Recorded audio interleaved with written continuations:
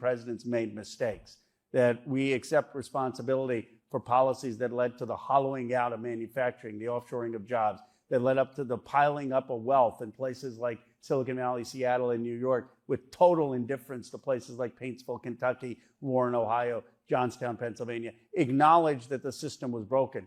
The one thing Donald Trump did is say that the system was broken. He had no constructive answers. But so many people in our party are afraid to say that previous people made mistakes, that they abandoned the working class. Then we need to have a clear agenda. I have a vision of a 21st century Marshall Plan for America. Reindustrialize this country to have key components manufactured here. Make sure we have a child care economy everywhere. Make sure that we have 1,000 trade schools, have child care at $10 a day, Medicare for all, taxes on the ultra wealthy. Have, I call it a new economic patriotism, a new deal to meet the moment, not incrementalist policies. You clearly have thought long and hard about this, and you have a policy platform. But serious question, just recognizing the country we live in, do you think an Indian lawyer who represents Silicon Valley can win the working class vote in 2028? Genuine question. We live in a very racist country right now, very anti-elite country.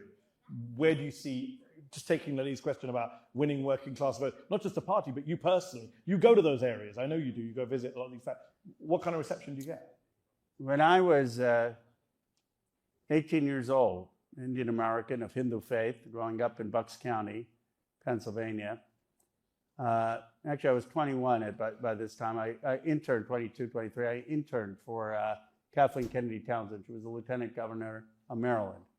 And the person there, the policy director, said, you're a good policy mind, but you'll never get elected to anything because an Indian American of Hindu faith can't win in this country, can't win for city council. So go work on the Hill.